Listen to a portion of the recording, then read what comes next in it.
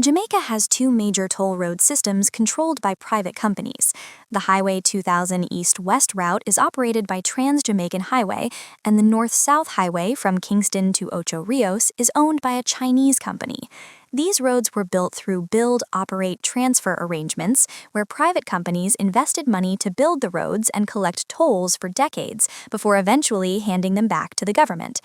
Many Jamaicans are frustrated with these toll roads because they're expensive, and the money goes to foreign companies instead of staying in Jamaica.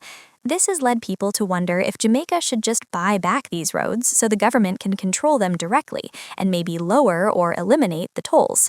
It sounds simple on the surface, but when you look at the actual numbers and Jamaica's financial situation, the question becomes much more complicated.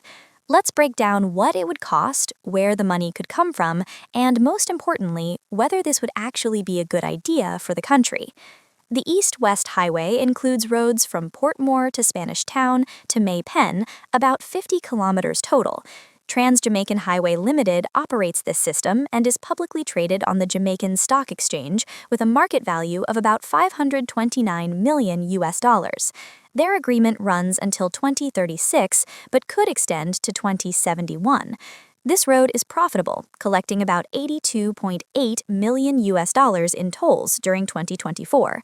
The government used to own 20% through the National Road Operating and Constructing Company, but sold that stake in March 2025.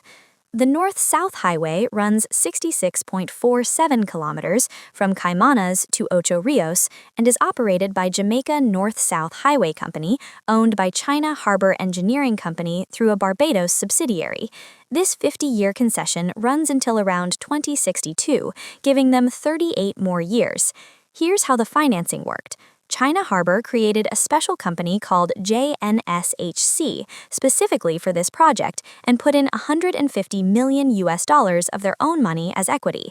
Then, China Development Bank loaned JNSHC about $600 million to cover the rest of the construction costs, bringing the total project cost to about $730 million.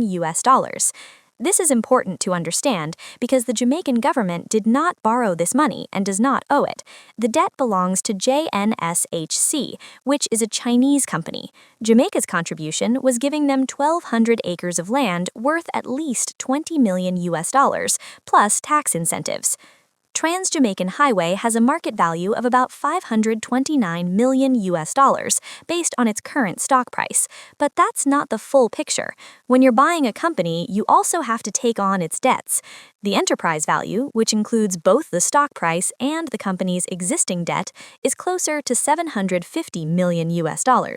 Then you need to add a premium of 25 to 40% to convince all shareholders to sell, which brings the total to between $940 million and $1.05 billion.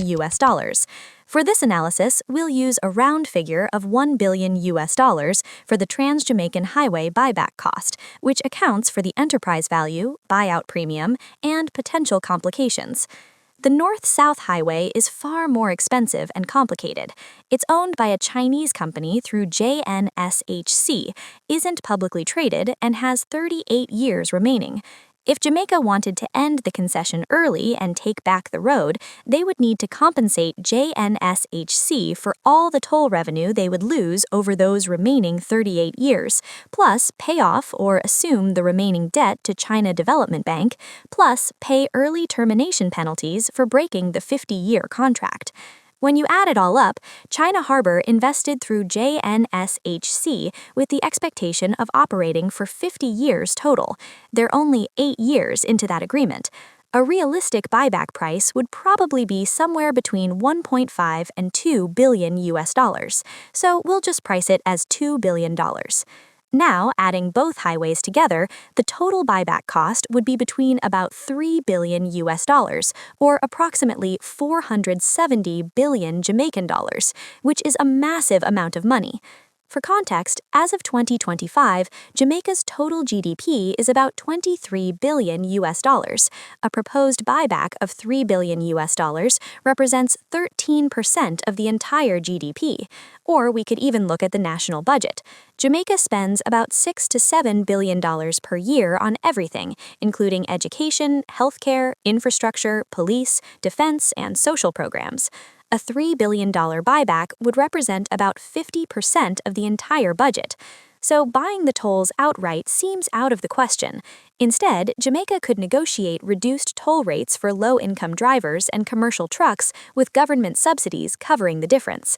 This would cost far less than a full buyback while addressing affordability concerns. The country could also invest in improving free alternative routes parallel to toll roads. Fixing up these routes with better pavement and safety features would give people real choices. Another route is for the government to renegotiate concessions for a higher percentage of toll revenue or commitments from operators to build new connections at their own expense. But here's something important to consider. Jamaica doesn't actually need to buy back these roads to own them eventually. Trans-Jamaican Highway's concession ends in 2036, which is only 11 years away. The North-South Highway's concession ends around 2062, which is 38 years from now.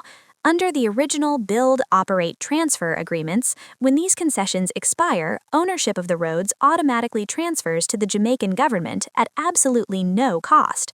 So the real question becomes, is it worth spending $3 billion to get control of these roads a few decades earlier than you'd get them for free? For the Trans-Jamaican Highway, you're essentially paying $1 billion to save 11 years of waiting. For the North-South Highway, you'd be paying $2 billion to skip 38 years. By the time 2062 rolls around, Jamaica's economy will likely be much larger and stronger, making any needed road rehabilitation far more affordable than taking on massive debt today. Now, for the final verdict. Can Jamaica buy back the toll roads? Technically, yes, the country could borrow the money if it really wanted back the tolls. However, it would be a really bad idea. Some are in favor of the government taking back control, saying the tolls are too expensive, the government could lower or eliminate tolls to reduce transportation costs, future toll revenue would stay in Jamaica, and the government would have strategic control over major infrastructure. And some are against government control, saying that the current system works well operationally.